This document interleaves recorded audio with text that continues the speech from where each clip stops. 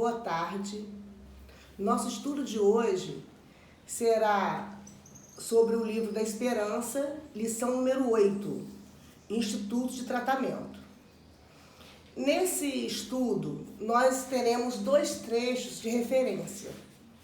Um, tirado do Evangelho de João, capítulo 3, versículo 6, que diz o seguinte: o que é nascido da carne é carne, e o que é nascido do Espírito é Espírito.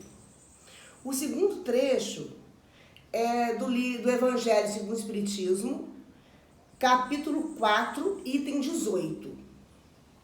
Os laços de família não sofrem destruição alguma com a reencarnação, como pensam certas pessoas. Ao contrário, tornam-se mais fortalecidos e apertados. O princípio oposto, sim, os destrói. Vamos orar. Senhor Deus Pai Todo-Poderoso, ilumine nosso estudo, Senhor, para que possamos angariar sabedoria, conhecimento, para favorecer com isso a nossa evolução espiritual, a nossa permanência aqui na Terra seja produtiva nessa reencarnação. Assim seja. Nós podemos começar nosso estudo direcionado pelo título, Instituto de Tratamento. Instituto é o quê? Nós podemos entender que esse instituto é um centro de pesquisa, centro de estudos, e o tratamento é o que está empregado a cura. E essa cura é um meio de tratarmos as doenças da alma. Eu vou ler a lição número 8 para depois a gente comentar. Atingindo o plano espiritual depois da morte, sentimentos indefiníveis nos senhoreiam o coração. Nos recessos do espírito rebentam mágoas e júbilos, poemas de venturas e gritos de aflição, cânticos de louvor pontilhados de fel e brados de esperança que se calam de súbito no gelo do sofrimento. Rimos e choramos, livres e presos, triunfantes e derrotados, felizes e desditosos. Bênçãos de alegria que nos clareiam pequeninas vitórias alcançadas, desaparecem de pronto no fundo tenebroso das quedas que nos marcaram a vida. Suspiramos pela ascensão sublime, sedentos de comunhão com as entidades heróicas que nos induzem aos galardões fulgentes dos cismos. Todavia, trazemos o desencanto das aves cativas e mutiladas. Ao invés de asas, carregamos grilhões na penosa condição de almas doentes. Na concha da saudade, ouvimos as melodias que irrompem das vanguardas de luz, entretecidas na glória dos bem-aventurados. No entanto, austeras admoestações nos chegam da terra pelo sem-fio da consciência. Nas faixas do mundo, somos requisitados pelas obrigações não cumpridas. Erros e deserções clamam dentro de nós, pedindo reparos justos. Longe das esferas superiores, que ainda não merecemos, e distanciados das regiões positivamente inferiores, em que nossas modestas aquisições evolutivas encontraram início, concede-nos então a providência divina, o refúgio do lar, entre as sombras da terra e as rutilâncias do céu, por instituto de tratamento, em que se nos efetive a necessária restauração. É assim que, reencarnados em nova armadura física, reencontraremos perseguidores e adversários, credores e cúmplices do pretérito, na forma de parentes e companheiros para o resgate de velhas contas. Nesse cadinho esfervilhante de responsabilidades e inquietações, afetos renovados nos chamam ao reconforto, enquanto que aversões redivivas nos pedem esquecimentos. À vista disso, no mundo, por mais atormentadas nos seja o ninho familiar, abracemos nele a escola bendita do reajuste, onde temporariamente exercemos o ofício da redenção. Conquanto crucificados em suplícios anônimos, atados a postes de sacrifício ou semi-asfixiados no pranto desconhecido das grandes humilhações, saibamos sustentar-lhe a estrutura moral, entendendo e servindo, mesmo à custa de lágrimas, porque anular esteja ele dependurado na crista de arranha-céus ou na choça tosca de zinco, que as leis da vida nos oferecem as ferramentas de amor e da dor para a construção e reconstrução do próprio destino, entregando-nos de berço em berço ao carinho de Deus, que verte inefável pelo colo das mães. Então nós podemos perceber que nesse estudo nós faremos a entonação, a ligação direta com a reencarnação e a família. Como já disse, o Instituto é um centro de pesquisa, é um centro de estudo. E o tratamento é o meio empregado à cura, é o meio para nos tratar, a fim de curarmos o quê? As doenças da alma. Tanto a reencarnação como a família serão utilizados como meio desse estudo.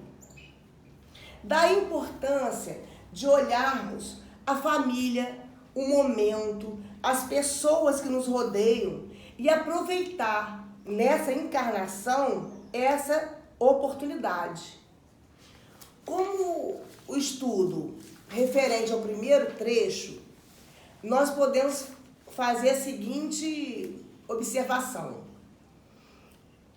No Evangelho de João, não é? No capítulo 3, versículo 6, que diz o seguinte: o que é nascido da carne é carne, o que é nascido do espírito é espírito. Jesus traz muito claro isso numa conversa que ele teve com Nicodemos e disse: se não nascermos de novo, não entraremos no reino de Deus. Trazendo para ele o ensinamento da reencarnação.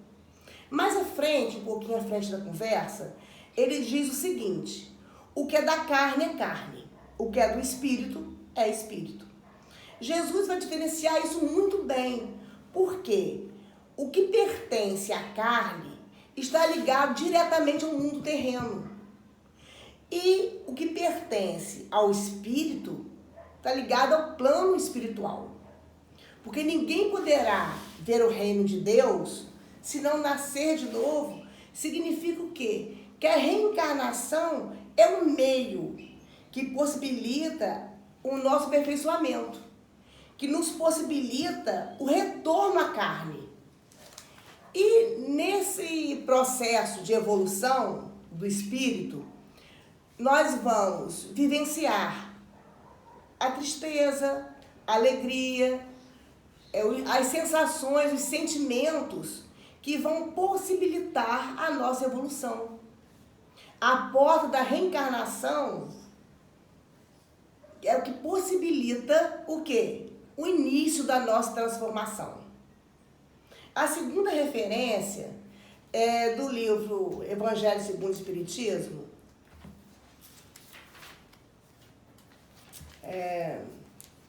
capítulo 4, item 18, que diz o seguinte: os laços de família não sofrem destruição alguma com a reencarnação, como pensam certas pessoas.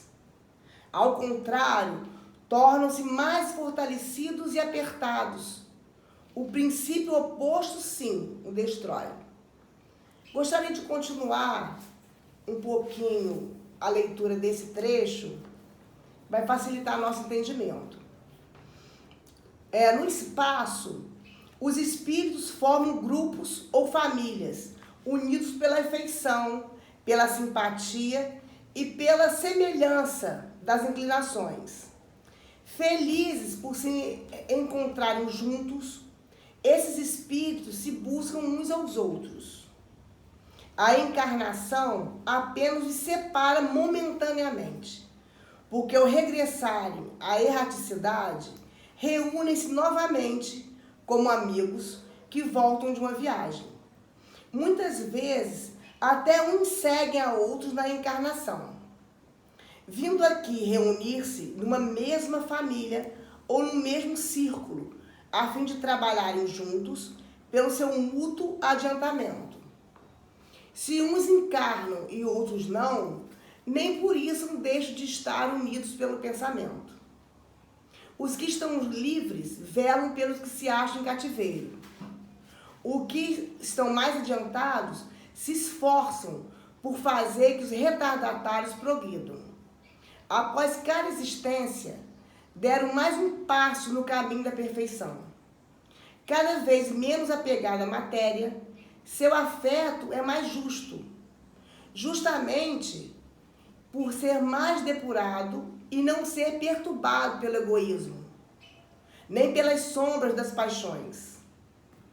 Podem, portanto, percorrer assim ilimitado número de existências corpóreas, sem que nenhum golpe fira a estima mútua que os liga. Então, nós podemos perceber que nós temos os amigos espirituais, né, que encontramos no plano maior, os afetos, mas temos também os desafetos, porque após a morte do corpo físico, nós deixamos a matéria, né, deixamos o corpo. E no plano espiritual, começamos a refletir, a lembrar o que fizemos, a lembrar o que não fizemos. Então vamos ser envolvidos pelos sentimentos de aflição, de remorso, de tristeza, no momento em que iremos lembrar das experiências vividas na Terra, o que fizemos enquanto encarnados.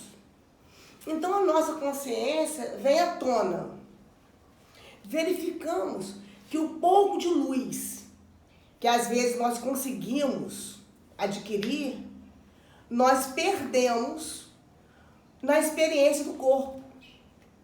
Às vezes temos alguns créditos, mas cometemos débitos. E com isso, os nossos créditos, poucos, e os débitos que vão se amontoando nas reencarnações, nós ficamos cada vez mais distante da nossa evolução. Então, há a necessidade de quê? Da nossa consciência vir à tona, porque até podemos nos imaginar livres, mas estamos acorrentados ao mundo, através dos interesses carnais e os interesses materiais.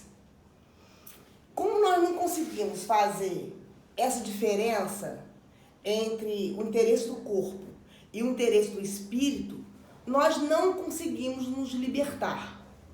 Ficamos acorrentados aos desejos do mundo, mesmo estando em outro plano. Então somos chamados pela voz silenciosa da nossa consciência a reparar nossos erros. Analisamos as nossas ações enquanto encarnados e colocamos numa balança os pontos positivos, os pontos negativos, o que nos aproximou da luz, o que nos aproximou da sombra, quantos postes fomos ascendendo nessa caminhada e qual a oportunidade que nós tivemos e perdemos. Então, nossa consciência clama por justiça. e pede que possamos retornar à carne. Nesse momento, nós suplicamos por justiça e pedimos o quê? Para repararmos as coisas erradas, repararmos as coisas equivocadas que nós fizemos, nós cometemos. No plano maior, longe das esferas superiores, mas também nós estamos acima do plano inferior, porque nós já conseguimos avançar um pouco moralmente. E clamamos pela justiça divina, pelo amor fraternal e pelo amor de Deus, a força que nos envolve, nos concedendo a bênção da reencarnação, a possibilidade de voltarmos a uma família, retornarmos ao seio, a um núcleo familiar. A fim de quê? A fim de separar o que fizemos de errado, o que fizemos certo, e na nossa consciência ajustar esses atos e reparar, reconstruir nossa caminhada. É o instituto de tratamento e é o local que vamos nos tratar das doenças da alma, tratar das doenças que nos afastam da luz, que nos colocam distantes da evolução. Então é, portanto, no seio familiar que nós vamos ter essa experiência.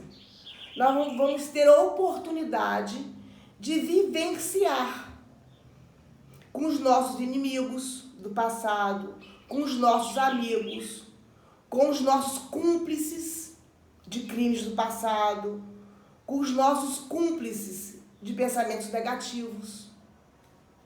E a beleza divina faz com que nós esqueçamos tudo que vivemos. Temos a oportunidade, através do véu da reencarnação, de recomeçar, de esquecer o que fizemos e possibilitar que a vida se inicie com luz, com glória. Como ele coloca, de berço em berço, no colo de uma mãe, amparados, seguros, a fim de que sintamos a capacidade de evoluir, livres, poder voar. Mas, infelizmente, ao invés de aproveitarmos a oportunidade de evoluirmos, apagando os débitos anteriores, nós trazemos da encarnação atual, novos débitos. Já temos alguns e trazemos outros. Porque os créditos que nós temos são poucos. Então, por isso, a família se apresenta como um instituto de reajuste. Porque as experiências serão nesse lar. E muitas das vezes, nós reclamamos, nós damos o desespero, só que não podemos reclamar.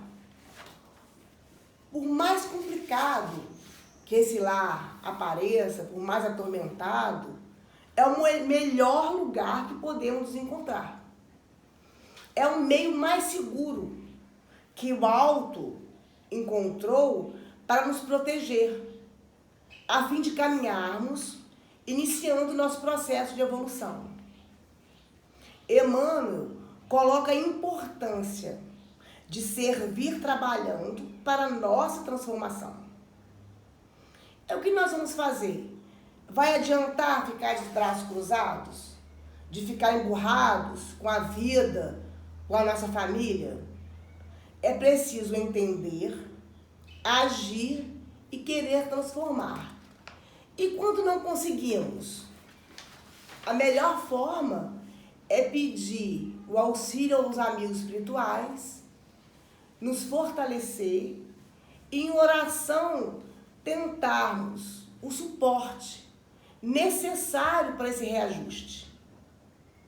Porque é justamente no seio familiar que encontraremos as oportunidades de construir e reconstruir nosso caminho, nosso destino.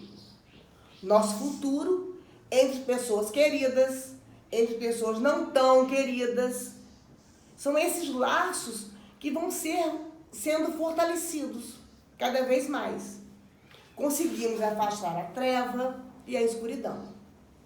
Na bênção do lar, nós estamos protegidos pelo amor de uma mãe, um amor sublime, uma fagulha acesa, que as mães possuem esse sentimento mais puro, o sentimento mais forte, mais verdadeiro que nós podemos experimentar, como se fosse realmente uma missão direta do alto, a nos proteger, a nos auxiliar, nos ajudando a caminhar e possibilitando a construção de um caminho novo, nos dando o suporte necessário. Então, é a presença de Deus mostrando a existência viva diante da carne. Por quê? O que é da carne é a carne. A carne nós obtemos através do nosso pai e da nossa mãe. E essa carne se destrói. De reencarnação em reencarnação, ganhamos uma nova armadura. Por quê? Porque a carne se destrói. E a fim de quê? Precisamos dessa carne para travarmos as lutas. Porque através das dores, das mágoas, das decepções, da alegria, da tristeza, nós vamos acumulando o aprendizado necessário para a nossa evolução. Nós precisamos despertar para a necessidade do crescimento do espírito, buscando o quê? Evoluir, nos aproximando uns dos outros como irmãos. E, acima de tudo, buscar o Cristo como modelo, como guia e como exemplo a ser seguido, a fim de buscarmos acender dentro de nós a renovação necessária para a evolução do espírito. Então, nós podemos perceber que nesse estudo está ligado diretamente à reencarnação e à família. Nós reencarnamos, temos a bênção de ser aceitos em um lar, em um núcleo familiar, e ali vamos nos fortalecendo, vamos vivendo as experiências da carne em prol da evolução do nosso espírito. E precisamos realmente entender e aproveitar o momento presente e agradecer à família que nos acolheu, pois é ali, nesse lar, que nós vamos reconstruir nossa caminhada, vamos refazer os nossos erros, consertar, redimir os nossos erros e vamos buscando entendimento para a nossa evolução. Nos evoluindo moralmente, cuidando das dores da alma, entendendo que a carne é a matéria, o espírito é além. O espírito tende sempre a crescer, a se fortalecer de encarnação em encarnação. E a carne, ela termina. Então, por isso, a necessidade também de pensarmos em adquirir o fortalecimento da nossa alma. Deixar um pouco os desejos da carne, os bens materiais, porque daqui nada levaremos.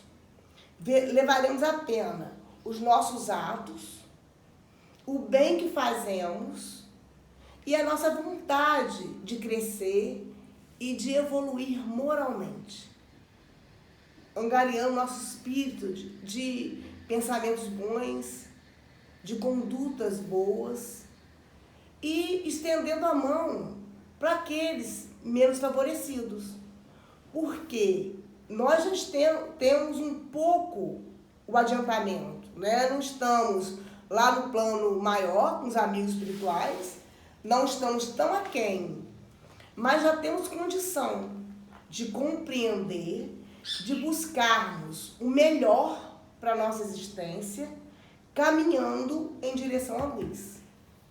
Então, nesse estudo, fica registrado, através de Emmanuel, a importância da reencarnação e da família.